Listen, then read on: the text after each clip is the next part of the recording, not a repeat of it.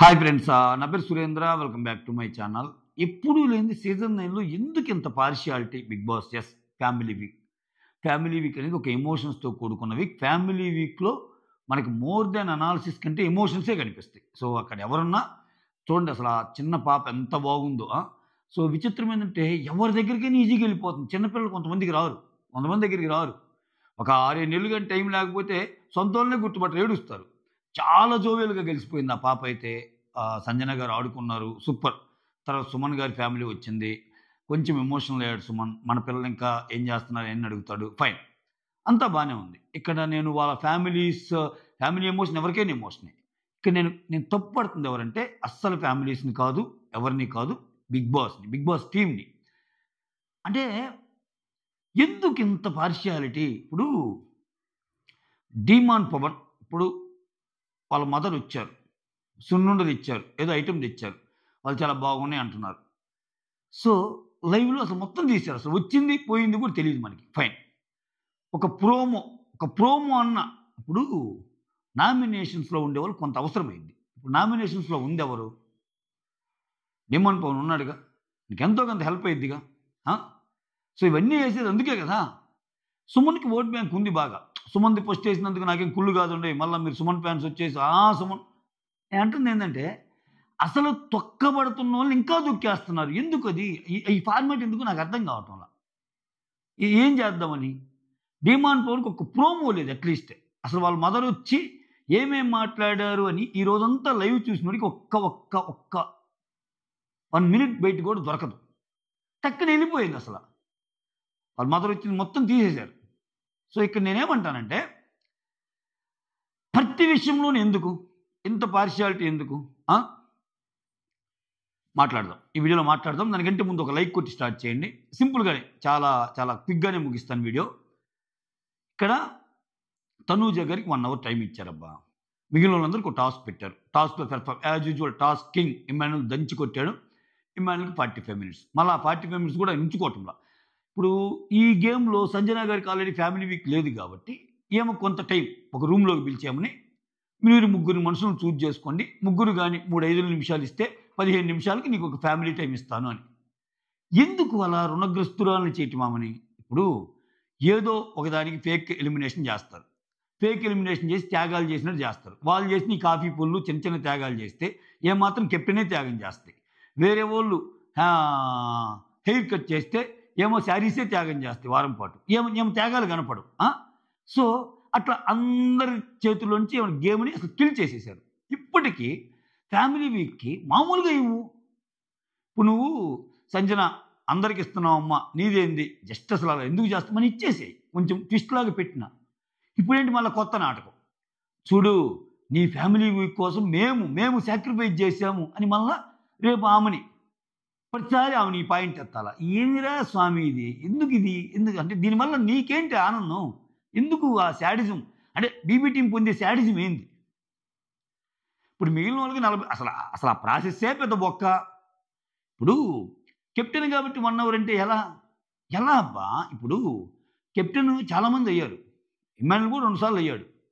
So Emmanuel ఒకరికి ఎవరికి ఇస్తావు, ఇద్దరిని చేయడానికి ఎవరికి ఇస్తావు అని చిట్టీలు ఇచ్చాడు తప్పితే, ఈనోలలో మళ్ళీ ఒకరిని సేవ్ చేసే అధికారం ఇవ్వలేదే. కొంతమంది గేములు గెలిస్తే వీళ్ళలో కెప్టెన్లో నుంచి కెప్టెన్ అవ్వకుండా ఎవరిని తీసేస్తామని ఇస్తున్నారు. ఇక్కడేమో ఎవరిని సేవ్ చేస్తామని ఇస్తున్నారు. సేవ్ చేయడం అనేది మంచి ప్రాసెసేగా. సో వేరే వాళ్ళు ఏంది తీసేస్తే వాళ్ళు తిట్లు పడాలి. సేవ్ చేసినందుకు ఇక్కడ పొగడ్తలు. అంటే ఇక్కడ నేను తనూజను ఉద్దేశించి అంటంలా. బిగ్ బాస్ ఎందుకు చెయ్యాలి?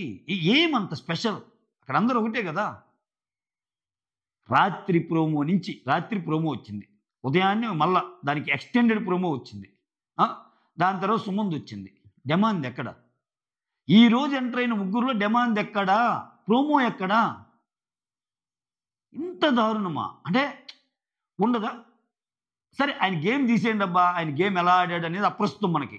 ఫ్యామిలీ వీక్లో ఆయనకంటూ వాళ్ళ మదర్ వచ్చినప్పుడు ఆయన్ని అభిమానించేవాళ్ళు, మా డెమాన్ అని చూసేవాళ్ళు ఆసక్తిగా.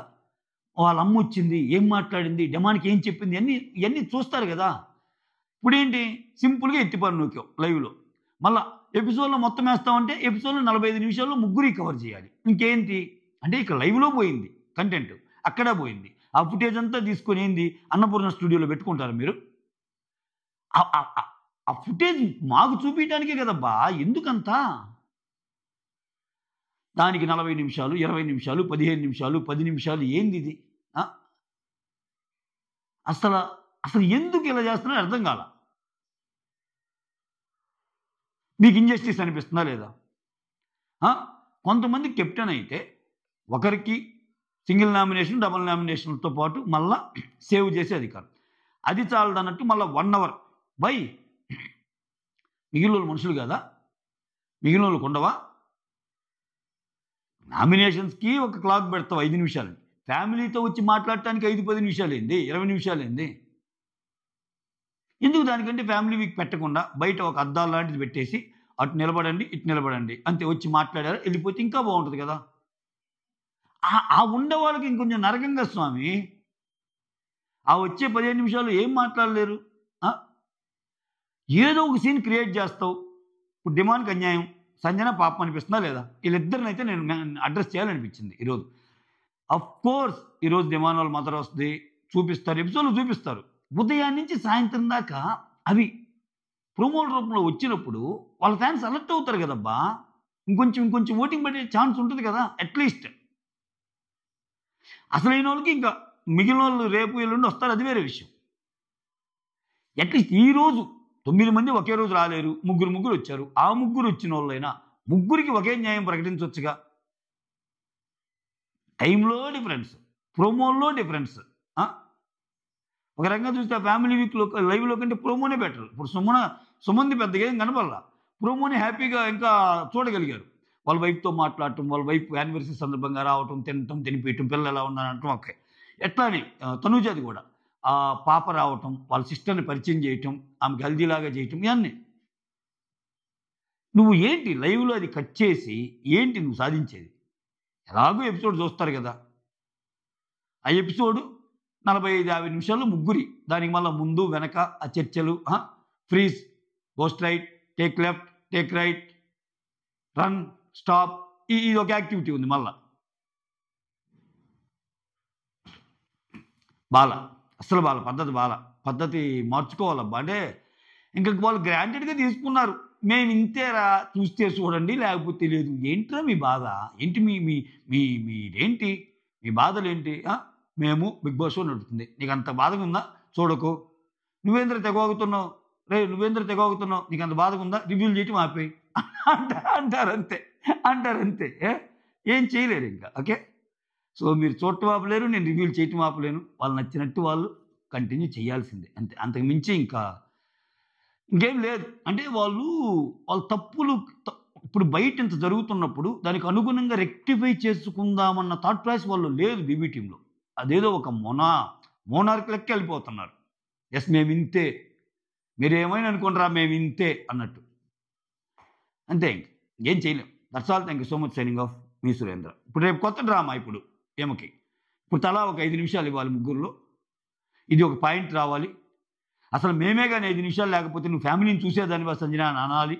మళ్ళీ వాళ్ళ మీద, ఆ ఇచ్చిన వాళ్ళ మీద మీకు ఏ కోపం ఒక పాయింట్ కూడా పెట్టలేని విధంగా ఏమి ఉండాలి. సప్రెస్ చేసేయటం గేమ్ని. ఇంత